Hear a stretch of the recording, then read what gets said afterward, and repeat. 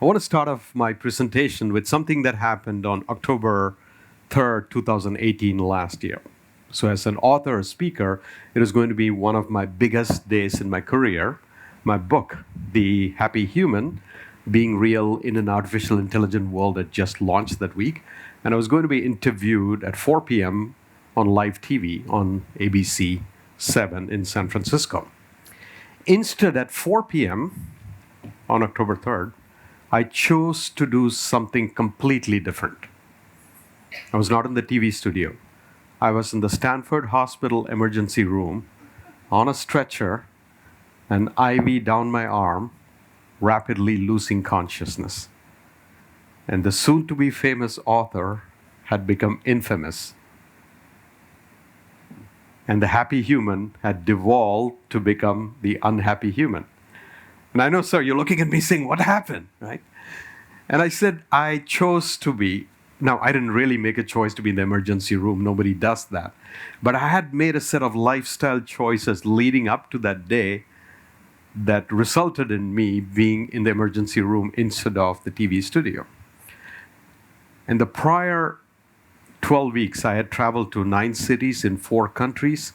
And I had not simply traveled, I had participated in very intense activities like the first anniversary of my father's passing in India, competing in the World Championship of Public Speaking, launching a book, producing a Kirtan music festival at Esalen. This is all on top of a fairly demanding job that working at Google entails. And then if that is not enough, I participated very actively and fully at a festival called Burning Man. And that alone is enough to take you down. But somehow fueled by ambition and passion and this desire and this notion that doing more is what we need to do, and this is what will yield to happiness, and completely forgetting basic rules of self-care, I started pushing myself. And it seemed heady and seductive for a time. And yesterday, as Durga Leela was presenting here, along with Nikki Myers, they talked about addiction, they talked about substances. But as I was having, after breakfast, I was discussing with my Google colleagues, one of them, Felicia, was saying that this excessive chasing of things and successes and activities for its own pleasure, that can be an addiction, and that is one of the risks when you work in a big corporate environment these days. This pursuit of endless success, projects, tasks, accomplishments.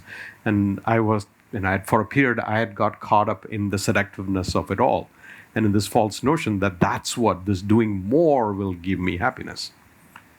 And in the process, I forgot the basic laws of self-care, which should be quite embarrassing for someone who graduated from a TTC program, right? But I'm being totally vulnerable here. We can all forget the basics. And somehow we think we'll be the first person in the history of humanity to get away with it, to disprove those rules. I failed. But the laws of nature are immutable, even if they're inconvenient, and they come roaring back, and they came roaring back for me.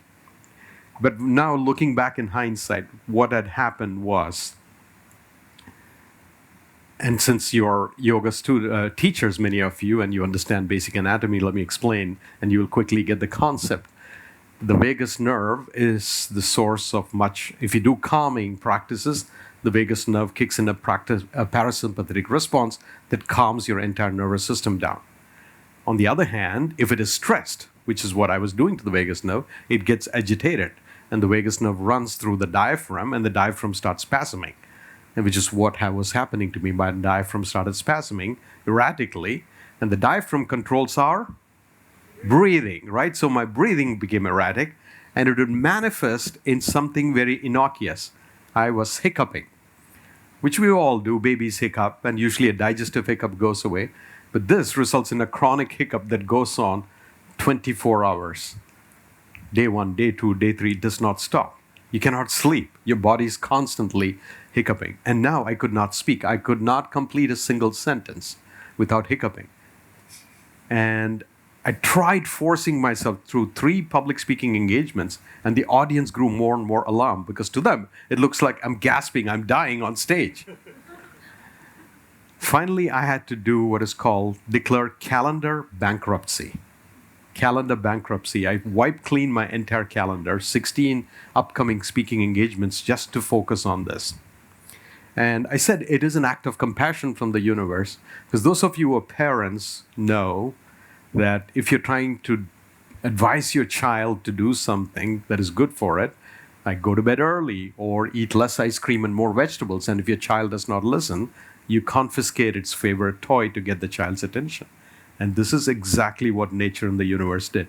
It took away my most cherished skill, talent, the power of expressing myself in front of an audience. It got my attention.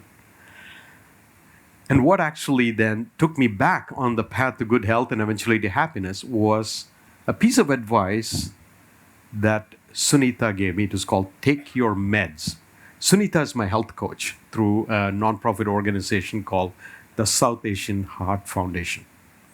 And the South Asian Heart Foundation, which was founded in Silicon Valley, is a nonprofit that's trying to work with the South Asian population and address the chronic problem that they have of insulin resistance, high incidence of diabetes, and high incidence of heart problems, 4 times more than the general population, caused by cultural factors, food and lifestyle.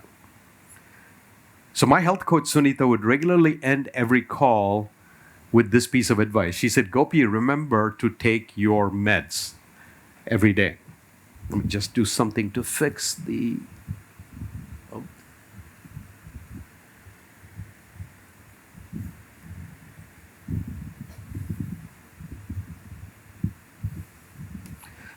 Okay, that's gone away. Good. So take your meds. And you might be wondering, what is this magical meds that Sunita was talking about? What kind of white pills and little white bottles was she asking me to take every day? The meds that Sunita was asking me to take at the end of each coaching call was this: M for meditation, E for exercise, D for diet, as in nutrition, and S as in sleep. Something basic and fundamental. And all those of you who are Sivananda graduates will understand, recognize instantly the four of the 5 principles embedded right here. Proper exercise as in yoga, proper relaxation, proper diet, proper breathing is the only thing that is not included. They sort of embedded it in the proper relaxation portion or the sleep portion, and positive thinking and meditation. So I don't need to break this down and explain to this audience. This is like one of the most sophisticated audience that understands and in this environment practices on an everyday basis taking your meds. But that is not the case in the general population outside. And even somebody like me who's steeped in this tradition can occasionally lose track of that and get swept away. It is so easy to push this aside and get caught up. So when I explain this to the general population, I do have to break it down because this is a very foreign language to them. So for example, 2 weeks ago, I was speaking at TEDx in Palo Alto, and this was my topic. And to the TEDx audience, I had to explain that first step they can take in each of this. And this is what I tell them. When it comes to meditation, you don't have to do something very esoteric and scary and go off to a monastery and meditate for 40 days to learn this. Start with 1 minute of some sort of a contemplative space in your life, a little bit of silence, a little bit of spaciousness, and that could be your first step in a meditative practice. And by exercise, I tell them, as part of the advice I talk about in this book itself, and that occasionally I need to remind myself, by exercise, I tell them to do something to move your body. And often at work, what I've implemented is we do our meetings walking instead of sitting at a desk. Put on your shoes and just go around. And most of the time, I'm telling people to take their first 1,000 steps and then later track it using an app on your phone and get up to 10,000 steps before you get into interval training or yoga practice or swimming, etc. And by diet, again, the basic advice I give them is just 3 things.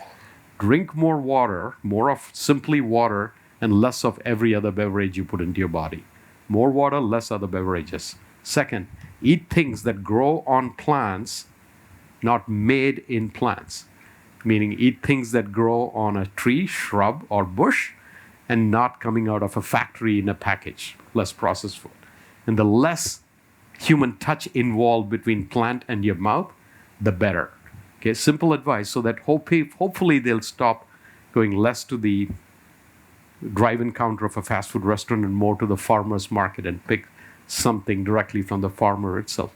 And by sleep, 7 to 9 hours of restful sleep every day. So for example, just to make that a daily practice at work, what I've done at Google is I have the entire team's name on a chart, including mine, and each morning we come in and mark off in green if you got 7 hours sleep. If you got less than 7, you mark this off in red. And therefore, after a while, you can see a sea of red against some people's name, and the rest of the team then supports them and helps them and scolds them if they're sending late night emails. And guess who is the worst offender in that group? Right here. And my team is constantly reminding me. But at least all of this is to create a certain level of awareness. And taking my meds is what restored me back to the path of happiness and eventually good health. So let's ask this question. What is the logic behind the meds formula? Why does it create not only conditions for better health, but also better happiness or more happiness? And how do we know it works? And why does it even work? So let's break this down. So the logical basis for this meds formula, which again, this environment we understand, but therefore let me repeat it once more in the way I've thought about it and the way I write about it and the way I need to start practicing more regularly. And the way I explain it is this. Across millions of years of evolution, the human being has 78 organs. And this has remained unchanged. But in the last 30 years or so, we developed a new organ in the body, the 79th organ. And the 79th organ now looks like this. It is really like a human organ. It has a skin, you touch it, it responds. It's got eyes, it's able to see things. It's got ears, it understands you. It's got a mouth, it talks to you. And it seems to have this brain because it's connected to all recorded human knowledge and is instantly able to answer pretty much anything you want. And this is amazing technology we carry at the end of our fingertips, the 79th organ. And no doubt about it, you carry the entire map of the world now, and you can navigate your way in any part of the world. It translates your speech into 70 other languages. You can have real-time conversations in Tokyo and in Sao Paulo with effortless ease. So this is pretty amazing. And even as we get enamored by this and surround ourselves and immerse ourselves in more of this technology, the most important technology is still here. I call it our 3 Bs. Our body, our brain, our breath is the most complex, sophisticated system that we use every day. And not only that, each of us has got an instance of this most sophisticated technology or system, your complex system, your body, your breath, your brain, and nobody else can put it in a state of peak performance. Others can show you, they can give you the guidebook, but we bear ultimate unconditional responsibility for taking care of this system. Not only that, all of our human experiences are being filtered by this technology. The dinner you just ate is being processed within your body and becoming parts of your brain, your heart, and becoming energy and blood supply, etc. If you're trying to make sense of what I'm saying, you're listening to my words, my gestures, my expression, my tonality, and if I stop and ask 5 of you, I'll get 5 different interpretations because of how your inner system processes these signals. When Swami Paramatmananda was leading us through the music, we responded differently to the music. Some people were ecstatic, some people went into a more state of stillness, some people might have been bored because they could not get enough juice out of it. Whatever it is, it's all, everything. Our entire life experience is being processed by this inner system. All of our self-expression also has to come from this inner system.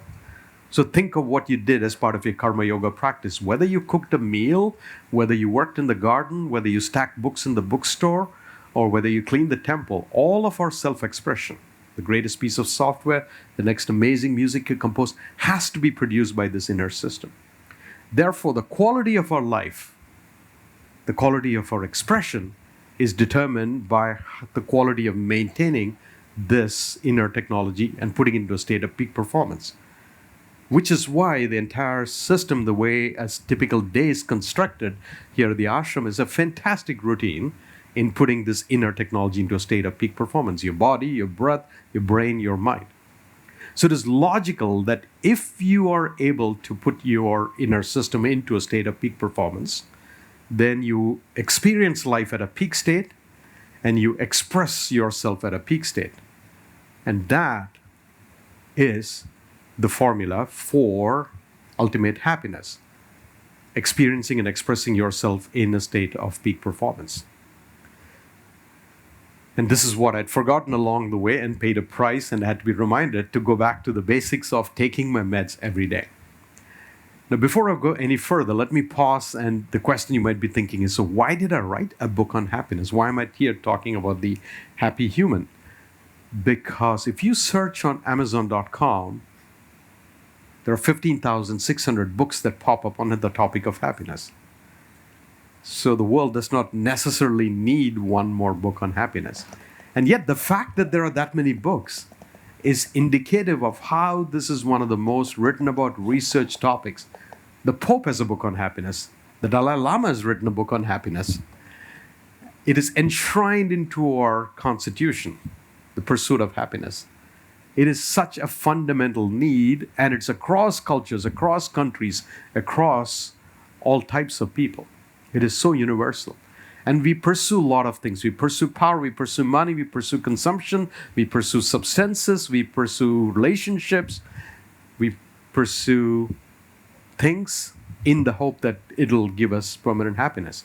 It is such a universal urge.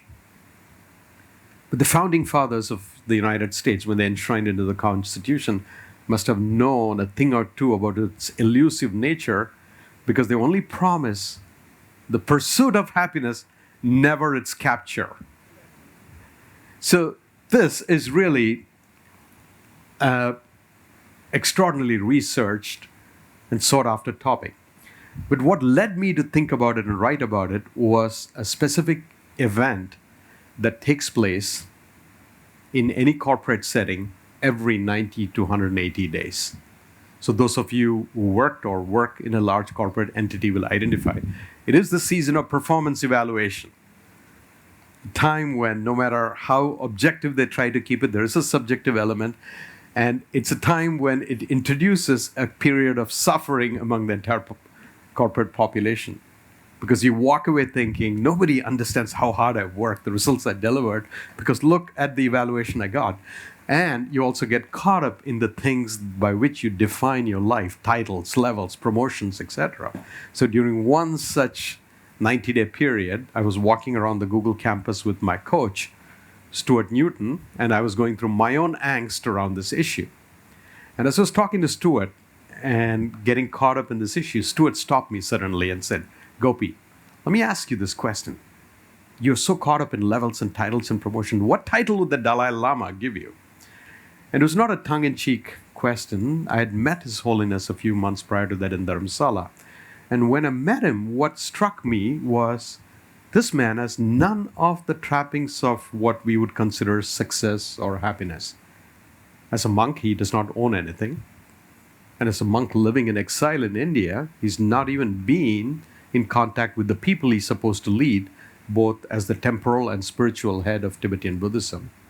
He does not even have a passport, a sense of identity, because he lives as a refugee the last 72 years in India. So he's been stripped of everything. And yet when you meet him, the thing that strikes you is that sense of joy, mirth, happiness. He exudes that. He makes you happy in the way he giggles and laughs and looks at the funny side of almost every situation. So I thought about for a minute and told Stuart, the title I would like the Dalai Lama to give me is Happy Human. And at that point, Stuart put his hand on my shoulder and said, Gopi, let me tell you this. Happy Human is a higher title than Senior Vice President. Because the Senior Vice President wants to be happy and may not know how. You spend your entire life climbing that ladder and then find it is leaning against the wrong wall. It is leaning against the wrong wall. And that, what Stuart said, I thought was so profound. I said, I am going to make that my title because then I've achieved the highest title. And I got name cards printed out, which now say, my personal name card actually says, The Happy Human, under my name, comma, Googler, meaning that's where I work. But I'm the happy human because I've achieved the highest title.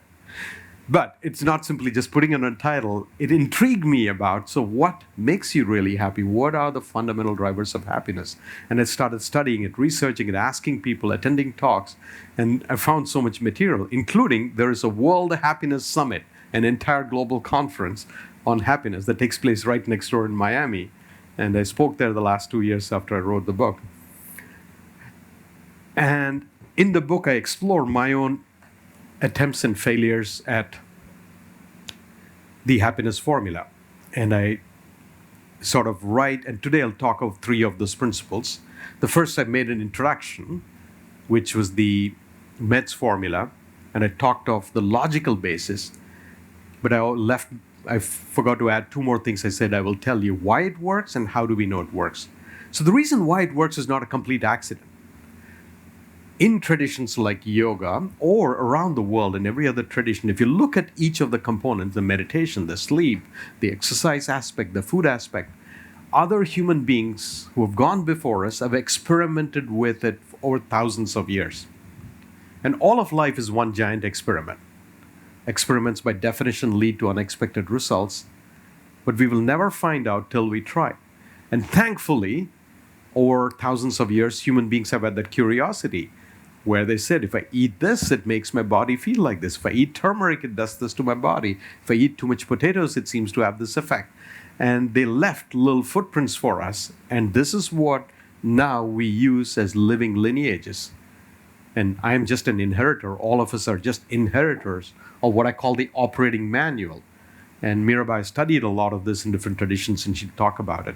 And the reason it works is not a complete accident. It's because humans have tried, tested, improved, and passed it on to us over thousands of years. But then comes the question, how do we know for certain that it does work so well? And this is where we have to thank modern science and scientists and the kind of people that Durga Leela brought in the last few days. We now have neuroscientists who are researching the M part of it, that what effect does meditation have on the brain. We have exercise kinesiologists who are looking at modalities like yoga or any other system and what impact it has on the body. We have dietitians looking at all of the food rules we have evolved and what does plant-based food do to you versus processed food. And we have sleep researchers looking at the relaxation, the sleep part, and studying what does it do to your body and brain. So over the last 30 years, we've been lucky to get this large body of knowledge that says this thing actually works. This is not simply grandma's tale. And there's scientific evidence behind every one of those pillars. And that's why I've said, okay, let me put that down as one of the elements, as not simply just to peak performance, but as a way to then open the doors to your happiness. 2 of the principles I'll talk about today in the interest of just time, and then segue into a few other things I wanted to cover, is in the book I talk about finding meaning and purpose as the doorway, as the portal to find your own way to happiness. So why is this important? If you notice any level of big accomplishment, impact on the world, it always starts with a simple articulation of purpose and meaning. 2 that I am really impressed about is how 10 words or less can actually drive an entire vision organization over hundreds of years. First, let me start with the company I work with. The founders of Google, over 20 short years, the company's about 21 years old now, 2021, have had a tremendous impact. And all of that driven by 10 words that they coined when they started the company 20 years ago. 10 words. Organize the world's information, make it universally accessible and useful. That's all. And out of that emerged, out of that vision, out of that purpose of 10 words, emerged what is now an entity that all of you use, and it serves and benefits you in so many different ways. We don't get lost anymore. We can find any information. We can communicate with each other more effectively. Same way, when I look at the entire Sivananda lineage, Swami Shivananda's mission, he summarized in, I think, 5 words, right? Serve, love, give, purify, meditate, realize. 6 words. He encapsulated his entire vision and plan around it. And that's rolled out, rippled across the world with hundreds of thousands of us now following, understanding, studying it, benefiting from it. So finding a meaning and purpose in your own individual life as to what is your purpose, what is your intention, is something very key, and we'll explore it further during the workshop. But I want to, for those of you here listening to me, I want you to think about it during your contemplative moments. What is your intentionality and purpose in life? So you may turn around and ask me and saying, okay, Gopi, can you explain yours? And sure, I'll tell you why. So why I work where I work and why it is so fundamental to me, and how does it drive a sense of mission and purpose. And for that, I want to tell you a personal story which starts in this village in southern India in the state of Kerala, which many of you would have visited because you're widely traveled people, and also because many of you have gone to the ashram in Nayar Dam, which is in Kerala, which is where I studied.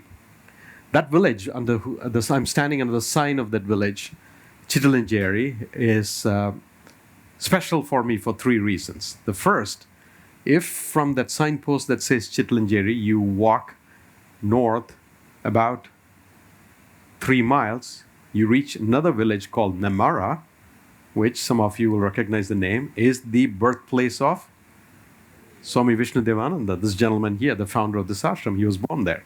Okay, this is the second reason is if you continue down that same road, there's only one road, and walk for another 4 miles or so, you reach another village called Kolangod, which is the birthplace of Krishna Nambudri, the priest who comes and does the Ality.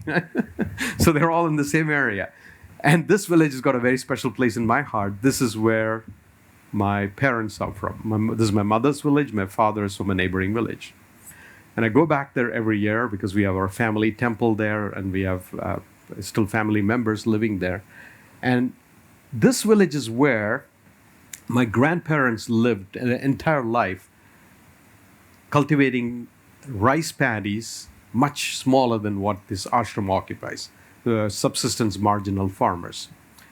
And this is where my parents, if you can see from a distance on that postage-sized photograph, grew up as the children of two poor rice farming families.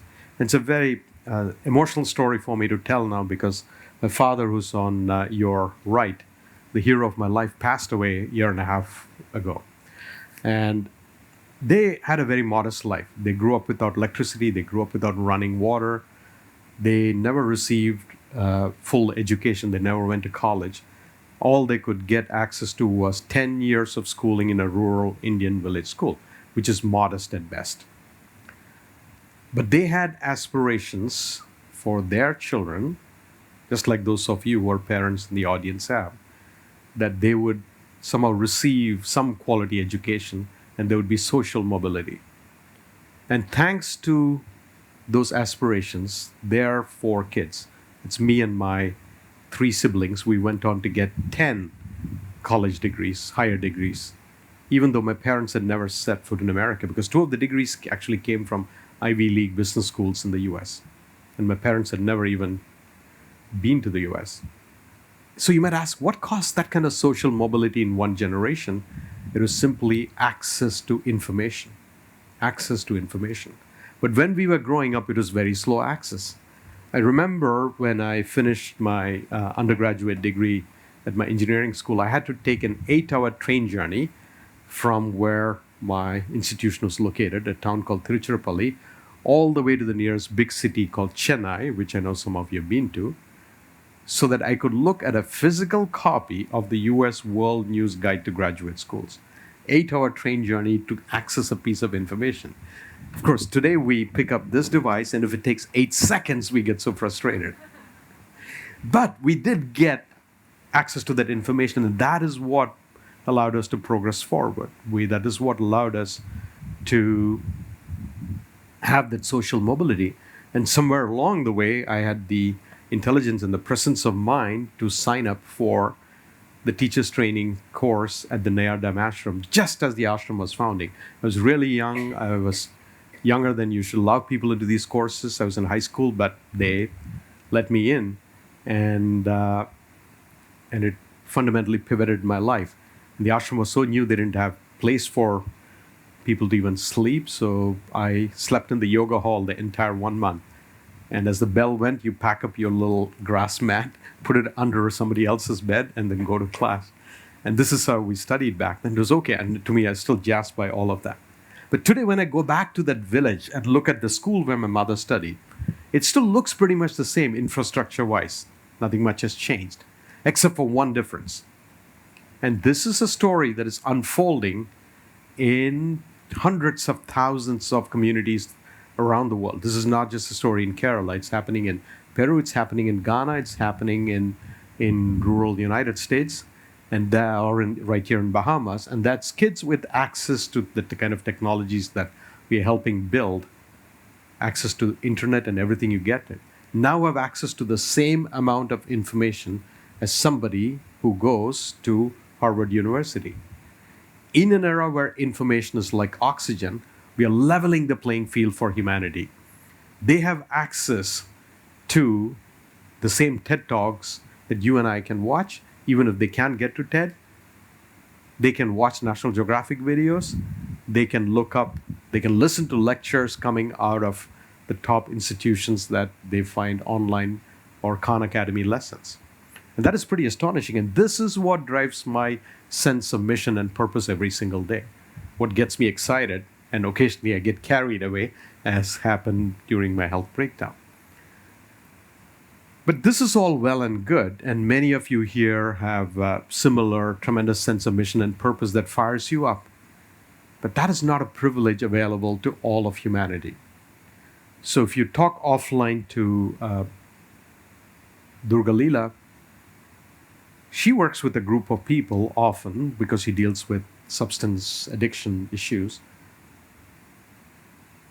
Their dependency on the substance, plus the way they judge and the rest of the support system persecutes them,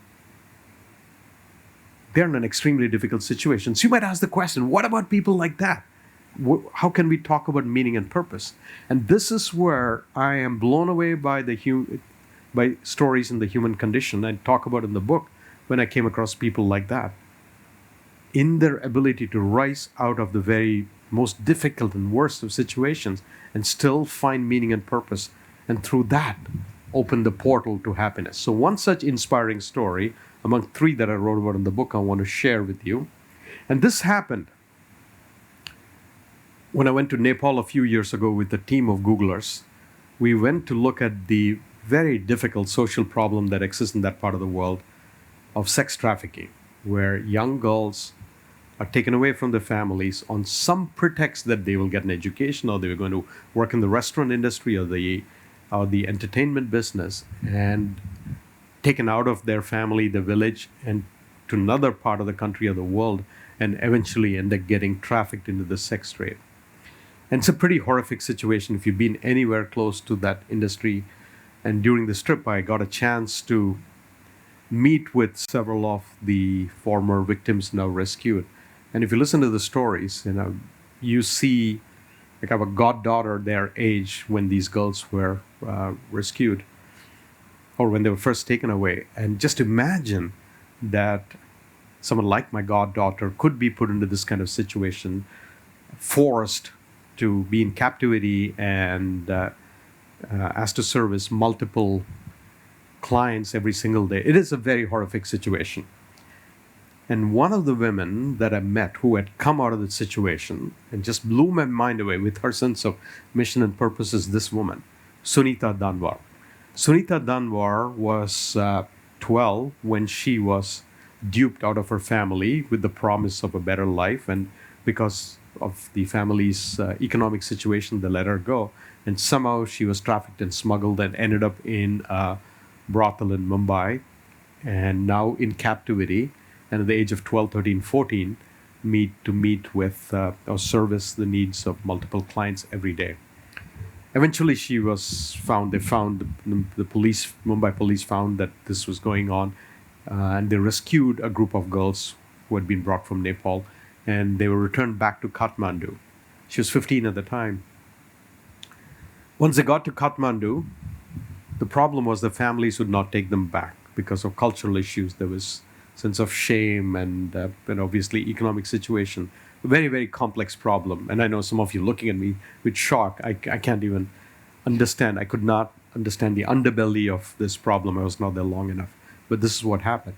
And so there's this group of 15 or 16 girls sitting on the floor of this halfway shelter where they had been rescued to, crying because there was no sense of hope. They had gone through a very difficult situation. They thought they had come out of it, and now it seems like things were continuing to be dark. And it is that point, this woman who was 15 at the time said, if nobody is there to help us, we will help ourselves. We will help ourselves. And she said, let's form a collective, an organization. And she called it Shakti Samuha. Shakti means power, not just any kind of power. In Sanskrit or in the Indian culture, it talks about divine feminine power. And Samuha means collective, like together we can do it. So she said, let's use whatever little power we have. Imagine, 15-year-old girl. And she started this organization. It's an advocacy and rescue organization. When I met her, that's when I took this picture. She's 31. She's now married. She has 2 kids. She's the CEO of Shakti Samuha. And she now runs 2 shelters, which we visited. And between those 2, she houses 300 girls that have been rescued. And she has one rule. Anybody who works in that organization, the karma yogis, the volunteers, are all former victims of this situation. And she does that for a reason, because they become role models for these other young girls who come out saying, if that auntie can create a fully formed life despite what she'd gone through, I have some sense of hope. And I found a level of happiness. When I got there and talked to, despite what they'd been through, they had a sense of hope about the future, about the career. They were giggling, and just like my goddaughter and her friends, they were laughing and singing songs for us. And this woman is a firebrand. I mean, she's smiling in this despite everything she's gone through. She had just returned back from New York after speaking at the United Nations on this issue. And her mission is very simple. She says, for the rest of my life, I will do everything possible to make sure that the situation I went through does not happen to other girls.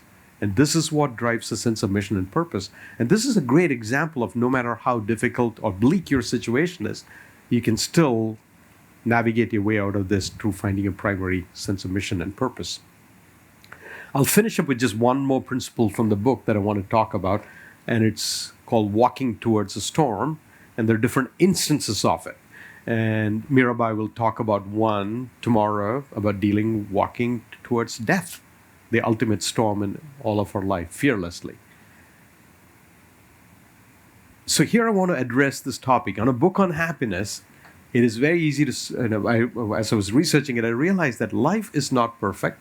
It doesn't go hunky-dory. It's not about smiling and saying everything is fine and rosy. Life is full of challenges and problems. And all of the scriptures talk about it. The Sivananda Upanishads address it. In fact, I was telling Mirabai this afternoon as we were preparing for the workshop, there are 3 Ds that are guaranteed for each one of us. And I was suffering from one of the Ds. I was limping due to an ankle problem. And I said, one of the Ds has come to visit me, and that is our bodies degrade over time, and the disease will set upon us, guaranteed. Every one of us, no matter how youthful and healthy we are, at some point, some part of our body is going to misfire and misfunction. So disease is going to visit us. So is death, guaranteed, right? Every single one of us, universal. One of the most egalitarian facts and certainties of a life. And the third is disappointments. People we love will leave us, they'll disappoint us. People we trust are going to betray us. All of these things are going to happen. So what do you do when these things happen? Because it is going to rattle your happiness. And my own personal experimentation and dealing with it said the best way I can deal with it and find happiness is to actually walk towards the storm, not away from the storm. Walk towards the problem head on and confront it. And for this, I was inspired by the metaphor of the American buffalo. The American buffalo is unique among all of the animals that live on the Great Plains of Central America, in places like Montana and Wyoming, etc. When big winter storms come, all the animals flee. They see the storm coming and they flee to try and escape the storm, which is not going to happen. The storm will eventually be on them. The American bison is one animal that sees the storm coming, it pivots and turns towards the storm and walks towards the storm, knowing that if it walks into the storm, the sooner it's going to get out of the storm.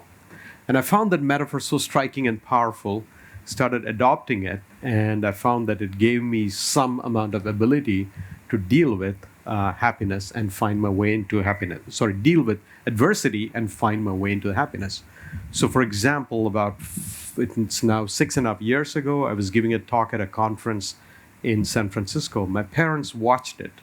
And the same parents who grew up without electricity, thanks to a computer we had installed in our house, only 30 miles away from the same village where I took the picture, they watched me on live stream. And on the live stream, I talk about my parents, the fact that they grew up without electricity or running water, and now, thanks to all of the amazing development human beings have brought into the world through technology, they are watching their son speak alive. And my father sent an email right after that. It was midnight India time, saying, "Your mother and I are very proud of you." And at that time, I did not know that it would be the last email of his life. I still have it. The next morning, he woke up, had a fall, injured his spinal cord, and became paralyzed from the neck down. We went in less than 12 hours from a peak celebration for the family, because they're so proud of what their son was doing, tens of thousands of miles away, to a peak tragedy. The storm had arrived for me, and I walked into the storm. I stopped everything I was doing at Google, tell them, "You guys are on your own." I took extended family medical leave, rushed on, all the siblings did, to surround my father with love so that my mother would not be.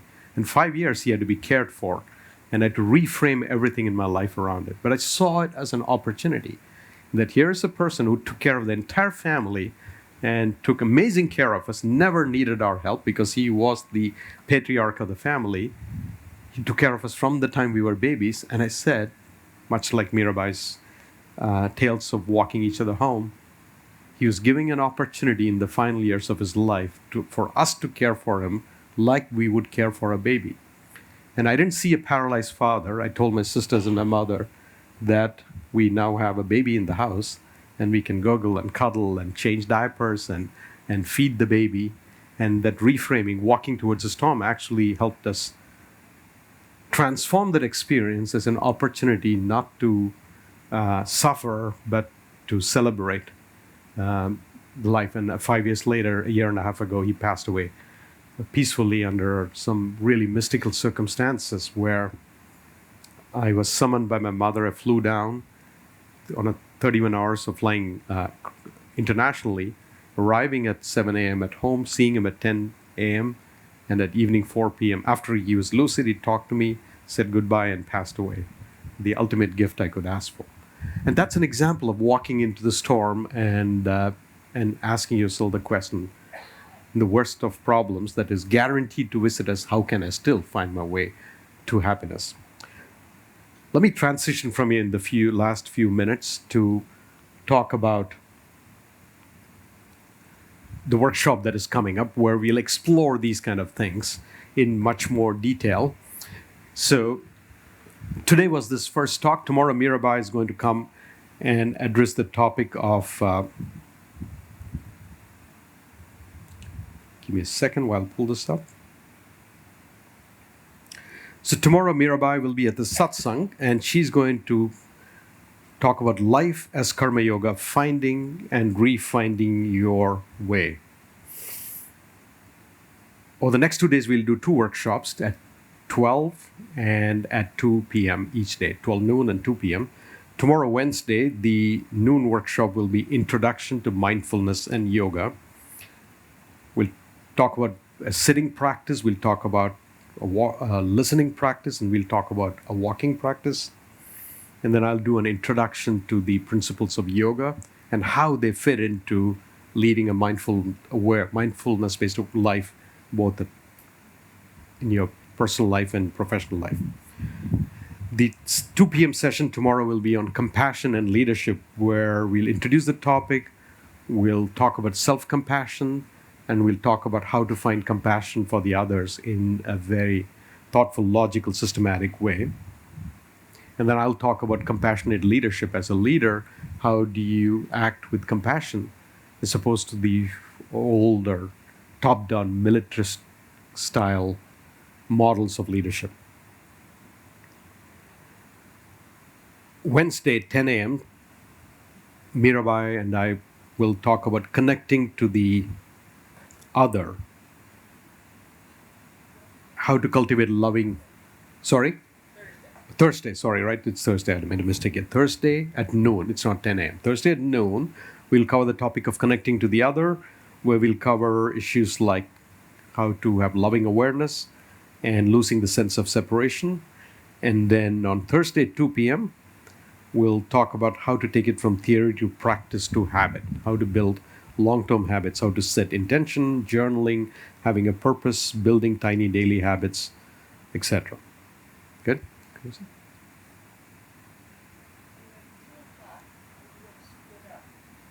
Yeah, so tomorrow, 2 o'clock only, I will be leading, and on Thursday, 2 o'clock, Mirabai will lead the session. Okay. So that is really the agenda. I want to finish up by just talking about two things, a little unrelated to these topics, but still to mention, since I am from Google, and actually there's a group of Googlers here, and since Rukmini mentioned, she said, will you address this topic? In fact, at this point, can I ask my Google friends who are here to just stand up so the rest of the audience will see you? Craig, I think Felicia, George, yeah. Thank you guys for coming. 6, 7, Heather. And we do this every year. When I come to speak here, invite the Googlers, the yoglers, or the meditation practitioners to come. And every year we have somewhere between 6 and 15 joining. So the yoga practicing Googlers are called yoglers. And it all started 13 years ago when I joined the company. And they were offering, I think, 1 or 2 classes a week in the gym, as some companies, a lot of gyms do these days. And I decided to start a class to teach my colleagues there. In fact, in the beginning, I didn't even want, but one of my colleagues found out that I am a teacher and one of the product managers. He kept insisting that I teach him. And finally, to just kind of quieten him down and make him go away, I said, I'll teach one class. So I did one class with one student, that was him. And I thought it would end with that. But the next Monday at 5:30, he showed up. And this time he brought 2 more people. And it just kept going. And for lack of a better name, I called it the Yoglers Program, a simple mailing list. And it grew from there. And over a period of time, Google allows you to put 20% of your time on projects that are your passion. So me and there are about 19 other people who put 20% of their time into growing the Yoglers Yoga Program. And with some support from the company, but a lot of it like a grassroots effort, we have scaled it now to 268 classes a week. Every single week, 268 classes. And we estimate about 10,000 people practice at least one time. And this is in all the offices around the world. And that was my vision. We are allowed to set goals. So I set a goal for this whole team. Let's make sure that every single office in Google, with at least 50 employees, has one class a week at least. So we now have it in Santiago, and we have it in the Dubai office, and we have it in the Bangalore office. And if you come to the Mountain View campus on a Monday, I teach outdoors, this is what you'll see. Googlers practicing. There are at least 2 Sivananda TTC grads in that picture. And this has become like a movement. And in my estimate, this is probably the second largest yoga program in the world, the first being this institution, because no yoga studio offers this many classes. And it's humbling to think that going back all the way to when I did my first TTC, I remember one of Swami Vishnu's vision was that one day every street corner in America will have a yoga studio. And of course, we mocked at that idea. It's not possible, because back then it was this esoteric practice taught mostly by bearded men in orange. And lo and behold, that vision has rolled out, and maybe Heather can confirm this. I've heard in New York City, there are more yoga studios than Starbucks now, which is a good thing for the world.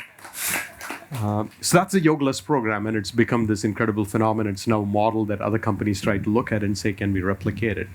And the Search Inside Yourself is the meditation program at Google that Mirabai co-founded about 10 years ago. I was one of the first students in the pilot program.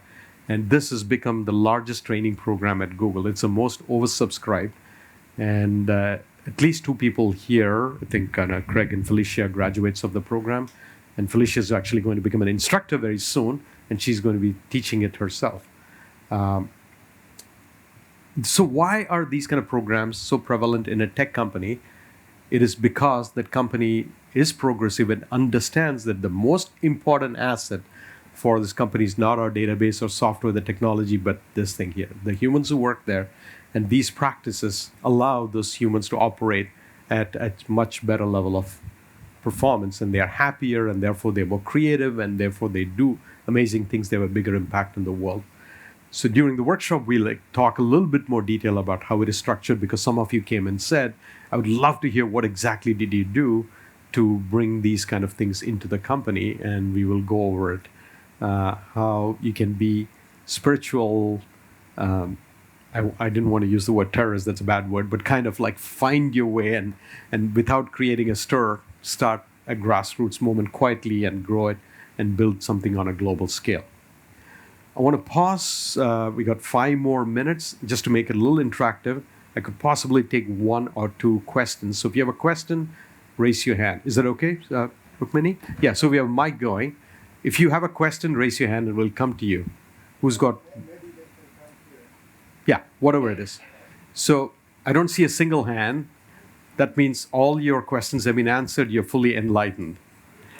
But still get a level of conversation. I'm going to throw an incentive. If you ask a question, you get free signed copies of my book right here after the talk. Does anyone have a question? See, you can tell I work in sales and marketing, right? Put an incentive, it changes. Okay, 1, 2, and 3.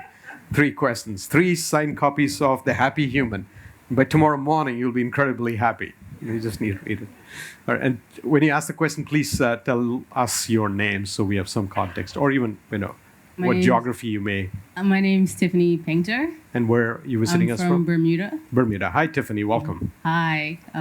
What's your dad's name? Dad's name is Nilambaran, which means he who is swayed by the blue sky. It's a name for Shiva. Thank you. Yeah.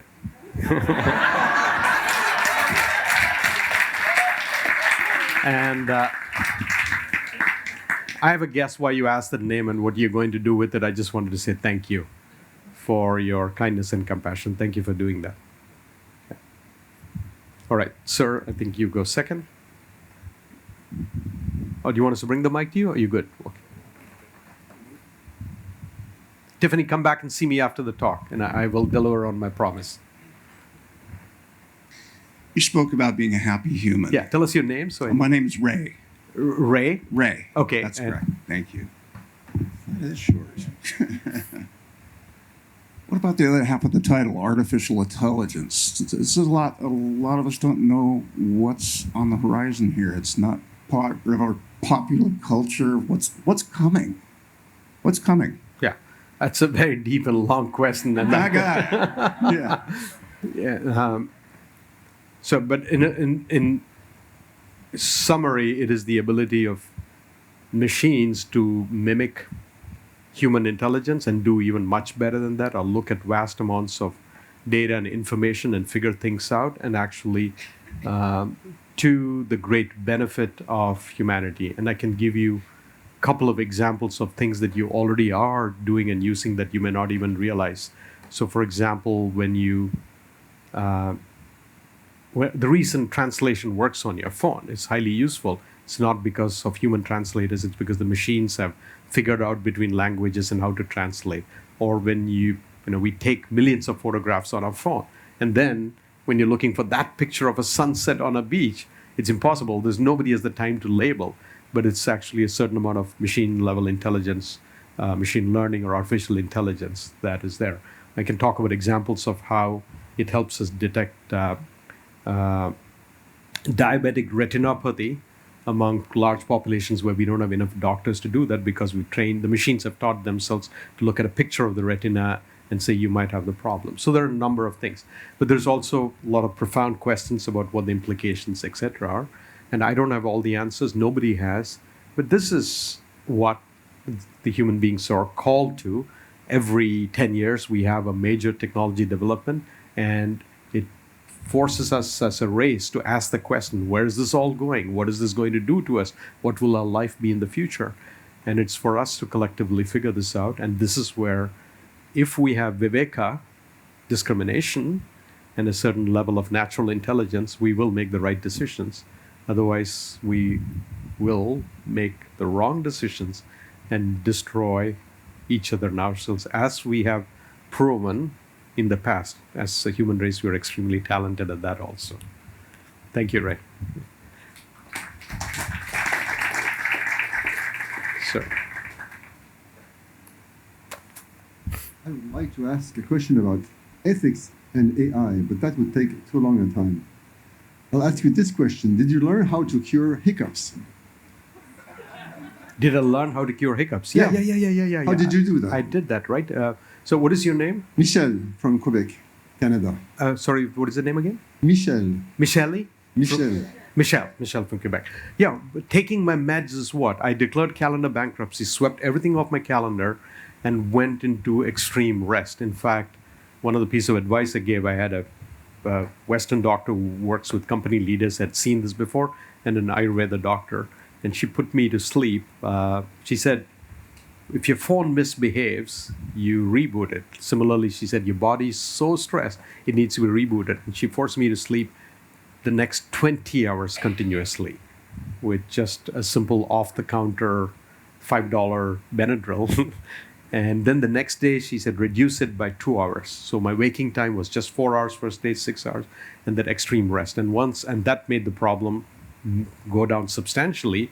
After 3-4 days, I was mostly cured, but not completely gone. And then more regularly, slowly easing back into life through the meds formula. Number one was sleep, and then the Ayurveda doctor said, do everything slowly, move slowly, talk slowly, walk slowly to get my vata energy down, more meditation, gentle yoga, being very careful about what I put into my body in terms of food and nutrition. So taking my meds on a regular, consistent basis is what cured me of it. And now I try to do that in a much more conscious way. It was a wake-up call. So I agree with all that, Yeah. but there's a quick solution. Yes, sir. Go ahead. You fill this with water, and you drink your water on this side. Yeah. So I tried all of those things. Did you try this? Because I work at Google, so I looked at Google, how to cure hiccups. The problem is this is a chronic problem. That happens for digestive hiccups, those things work. We can have an offline Did you conversation. try it? Oh, I tried it. Yeah. Before I got into it, I'd gone to like 8 different experts of a variety of kind. I'd gone from acupuncture to high-tech medicine, done a $17,000 CAT scan. Yeah, I was on a mission to cure this. I'll tell you a whole story of everything that unfolded in 72 hours after the problem first happened. Okay. Okay, yes, thank you. Okay, we're slightly over time, so I want to close off with just a 2-minute thank you to acknowledge the whole Sivananda system for what it does and what it's been doing over the years. So yoga is amazingly popular, and as the marketing machine takes over yoga, it is morphed into different directions, and some of it is straying away from its core.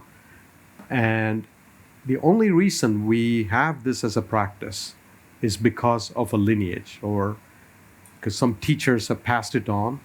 And what I admire for this organization, it's absolute dedication to preserving the classical tradition and not bending and compromising any of the principles and diluting it, despite its popularity. And I'm sure if you give the opportunity, marketing consultants from New York would descend down and tell Swami Swarupananda, if you can just tweak this formula a little bit, we can double the capacity, increase the price. Why wake up at 5:30? And all sorts of advice you will get to make it more accessible. But the unbending quality of this organization to keep the core sacred is a huge gift for all of us who come here and experience it. And I can't thank you enough. And in an era where we think the world is getting full of selfishness and more separation, this is a complete love-based system. The karma yogis, the dedicated swamis, and the staff, what it is that they do, so they can preserve a place so the rest of us in our busy lives can drop in occasionally and taste it, experience it, and understand yoga in its original classical form, and preserve that lineage over many decades is a huge contribution around the world. And what you've created is islands of peace around the world as people come stay here, take some aspect of this into their life and back into their life. So I want to end by thanking everyone here who has contributed in some way, not just to this ashram, but this entire system, and is dedicated to preserving and protecting this for the rest of their life, so that the world has an incredible science that we can continue to practice, test, experiment, and pass it on to the next generation. Because as I said earlier, all of life is one giant experiment. Experiments lead to unexpected results, but we will never find out till we try. So let's continue experimenting in this place. Thank you to all of you. Namaste.